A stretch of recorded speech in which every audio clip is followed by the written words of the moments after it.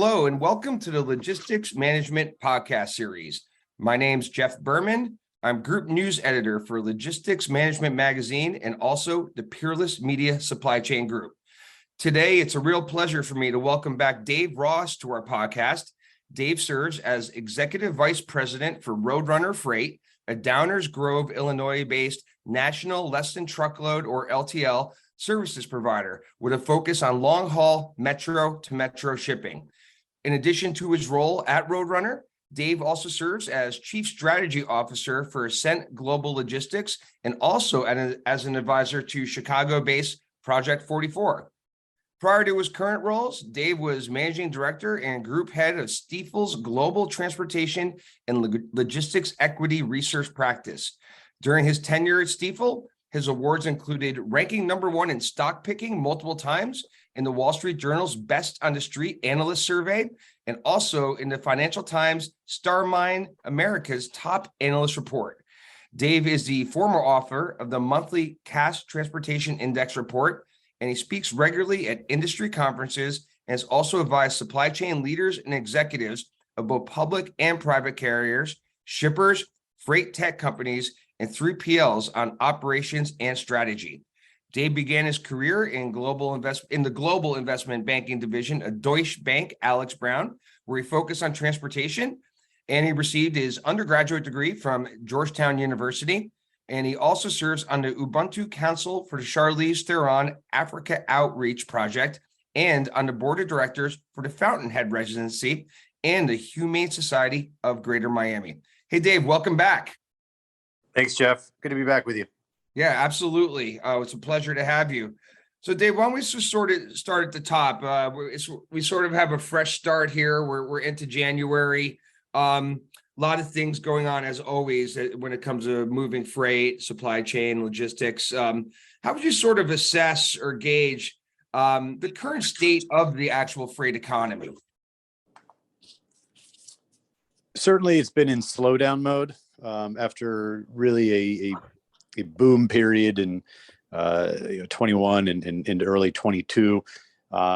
You just kind of had the volumes and the demand supercharged in a period where there was outside economic stimulus that led to more buying of goods and the structural changes that went on for a temporary period, so I guess temporary structural changes in people's behavior and buying patterns that led to that. And so you had during that pandemic period a surge in demand for freight volumes. You had capacity somewhat limited.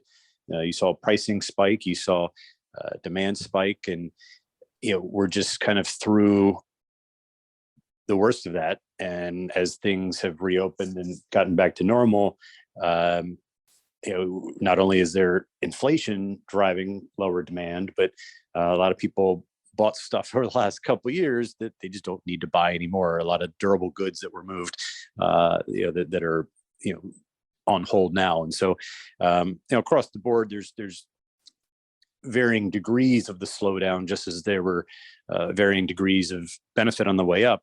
And with the ISM now being in contraction for the last couple of months, the manufacturing side is starting to slow. The retail side slowed a little earlier as interest rates rose, as inflation hit the consumer. But now we're generally in slowdown mode for the transport. So, we've seen this before. It's a cycle. We always go through cycles. I tell people that no need to fear the recession. It's normal. If you train really hard at the gym for a week, you take a day off. Okay, rest. That's fine. To get back in the gym and continue to grow and get stronger later. But it's not something to necessarily be concerned about, as long as you know what to do with it, right? As long as you make it productive and you manage your business and you're not doing anything that gets you in trouble. And so it's just a cooling off period. It's a reset period. It's a right sizing period, and so the market will shake itself out, and there'll be some consolidation. And at some point, and my crystal ball is as opaque as yours, I'm sure, but at some point that will bottom out as well, and we'll get back to growth again, and continue on with another cycle. Yeah, absolutely. Well said. So I wanted to take a quick step back. just towards the back half of 2022, Dave, and just specifically in regards to how the 2022 peak season went, in your opinion. Obviously, the preceding 2 years in 2020 and 2021 were a bit different due to the onset of COVID, shifts in demand, shifts in buying powers. Many people viewed, especially 2020 in some cases, as sort of peak season all the time.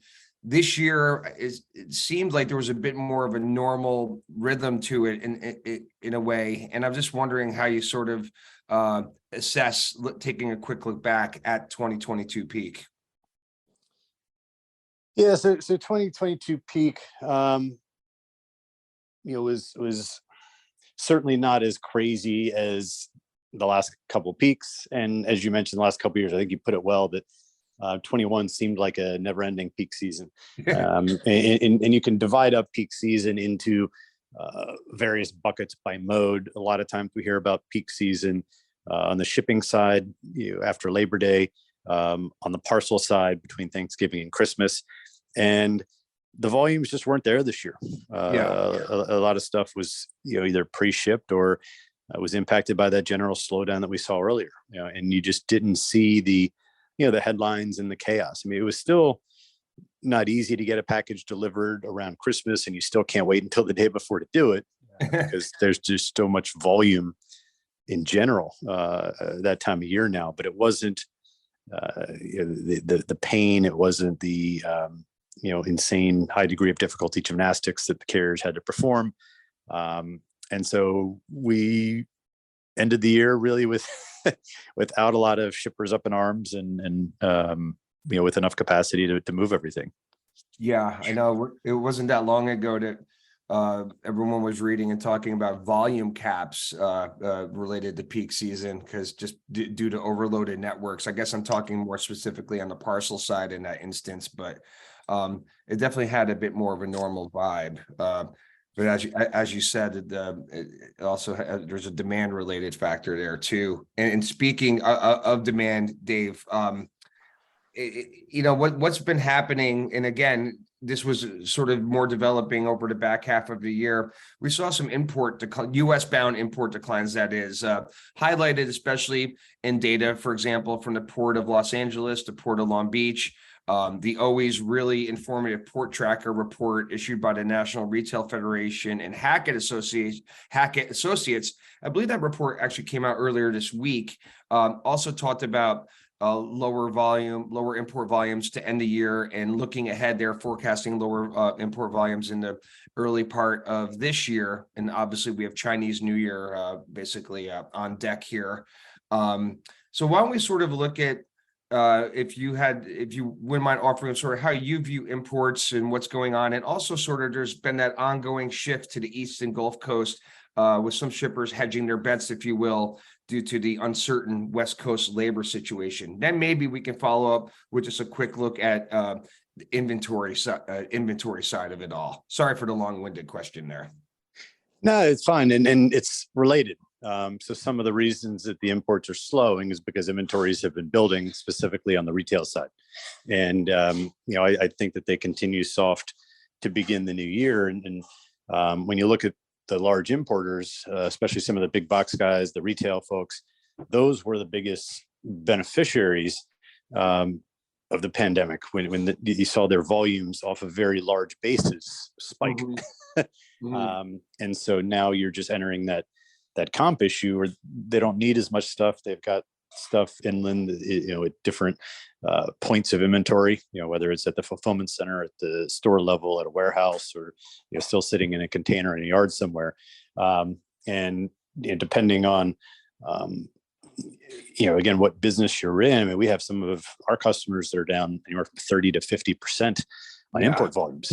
And so that's a sign, back to our initial discussion about the slowdown that we're in now, that things are slower, and it's fine. It's normal, but it's something that you got to deal with. And, import volumes, I think, through the first half of the year are going to be fairly soft. We'll see how inventories trend, so, basically, again, the two questions you asked are linked because, if we have, inflation start to cool And if we see for some reason demand reaccelerate or pick back up and inventories get drawn down, by July, August, more than expected, then we could see an increase in the import volume. That's not my view. I don't think that we're going to see a near-term reacceleration of demand and growth. But I think that the volumes will be pretty soft through 23, and we've already seen that in the rates. I mean, it's been amazing how ocean rates went from a couple $1,000s a box to $20,000 a box, and now back to a couple $1,000s a box.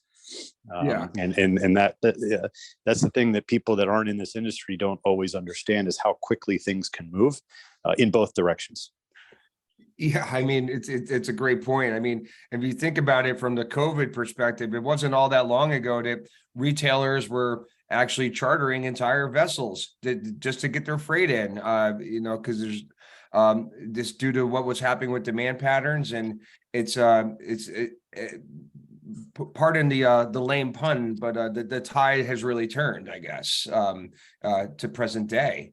And I wanted you talked a bit about capacity, and I was wondering, Dave, if we could shift gears just for more over the road. When we look at things from the motor carrier market, truckload and LTL, when we look at it from a capacity slash rates and pricing perspective, obviously capacity isn't as tight as it has been, and we saw sort of the shift from those exorbitant spot rates about mid-year last year to contract rates gaining steam.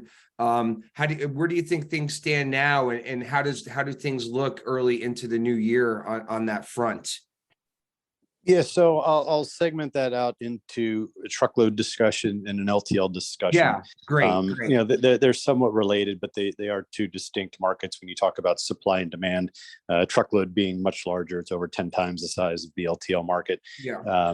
And that usually dictates overall supply demand in the transportation network. And when we had the whole COVID period where demand was up and capacity was out, some of that capacity was because drivers weren't driving and nobody knew was coming in, and driver training schools were closed. You couldn't create new drivers. So you had people leaving the industry at the same time that nobody was being trained to come in and replace them. So that actually further squeezed capacity. And that happened through 2020 and through 2021. But, the rates popped so much in 21 that it started encouraging a lot of new businesses to form and fleets to grow and rates to be where they could actually attract new people into the industry. And so capacity grew through 2022, and it's just been a shift of, okay, where are they focused? Are they at the ports? Are they moving over the road? Are they in certain regional markets? So there can be small differences there, because for a while the port congestion was tying up truck capacity, because truckers were just sitting there waiting in line for a chassis or for a container or something along those lines.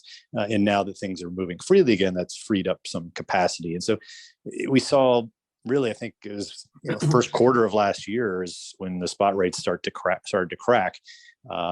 And they've been, pretty low since last spring. And we think that we're in a seasonal slow period now, the typical, January, February. And so they're not going to pick up now, but March is kind of the make or break month of the first quarter every year. And so it'll tighten up a little bit seasonally in March and dip back down a little bit in April and be the tightest probably into June. And we don't know where the bottom is, but we're probably closing in on the bottom for truckload rates here over the next 6 to 9 months. And then we'll improve from there. Just a question of what happens on the fuel side, what happens on the regulatory side, if anything more with AB5 or something, comes up. But overall, truckload demand is heavily retail. And we've already talked about that, how that's fairly soft. And on the supply side, you're just going to have to see supply right size a little bit, to get those rates moving again. But on the contract side, the carriers have capacity that have been smart about allocating capacity and picking good partners and not gouging them, during the upturn. They have a little bit better chance of, keeping their rates flat to slightly growing. here over the next couple of years, whether that's Mhm. dedicated or even in some of their one-way contracts. But there's still pressure on the truckload side for sure. On the LTL side, this has been a very unique situation in transportation as a mode, because it sits between what I call rail and parcel on the industry concentration scale, and Mhm. truckload on the industry concentration scale, where parcel and the rails are essentially oligopolies or duopolies, and truckload is mainly perfectly competitive. and Yes, yes. So many players.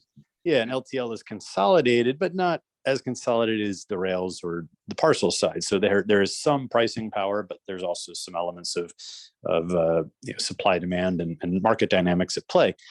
But the industry has shown itself to be closer to UPS and FedEx or the rails over the last probably 7 years. Because the history of price wars and aggressive pricing during downturns to protect volume. We didn't see that in the last manufacturing recession or industrial recession that we had. Mhm. And as we go into another industrial recession now, we haven't seen it yet either.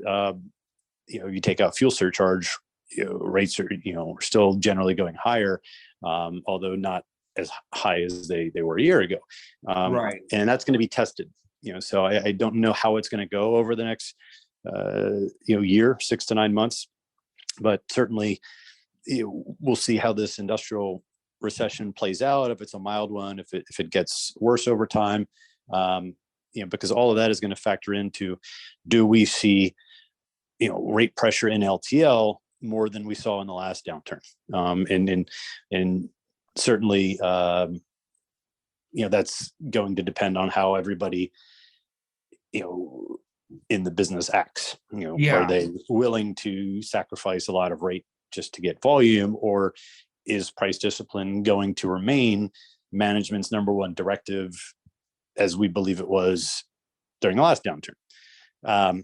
So that'll be fun to watch, but there has been capacity that's been coming into LTL too. So one of the reasons that LTL was so tight and so hot in 21 and 22 was the infrastructure of LTL wasn't allowed to expand.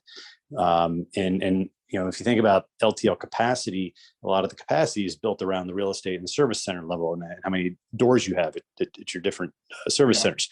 And these things take time, a year, 2 years, 3 years, depending on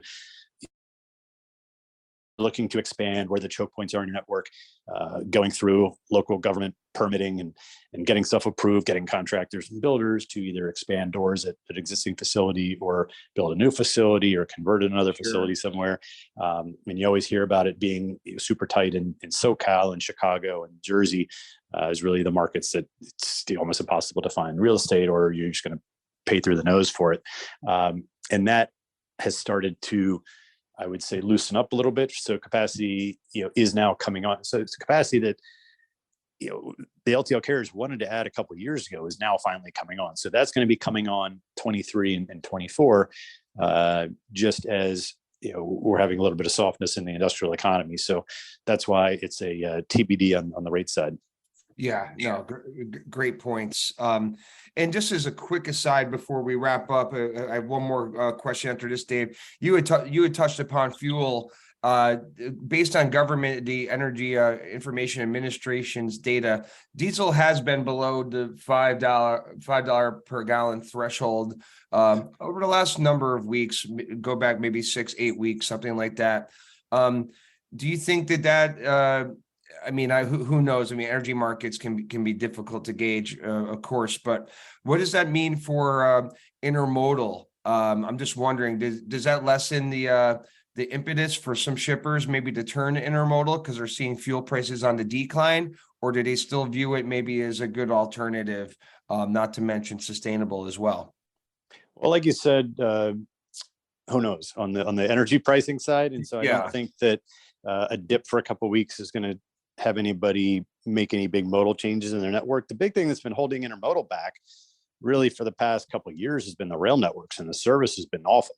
Yeah. And so, if the service is awful, it doesn't really matter where diesel is. It's not a substitute for truck.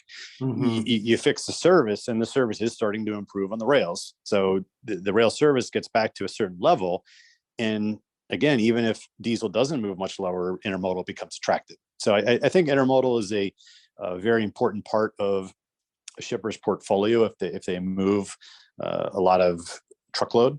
That intermodal in certain lanes, could be reliable and could be a very cost-effective substitute. But you need to have reliability, and you need to have predictability in your system. And if the rails can't tell you when it's going to get there, or they fail to deliver, then you might as well stick with truck.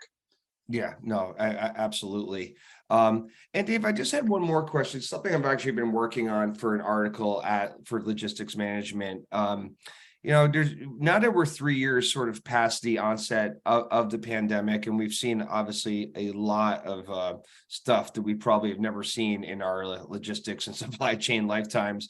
Are shippers sort of, could you see a scenario in which shippers are kind of evaluating how they approach and manage supply chains, right? Really from an operational, from a process perspective?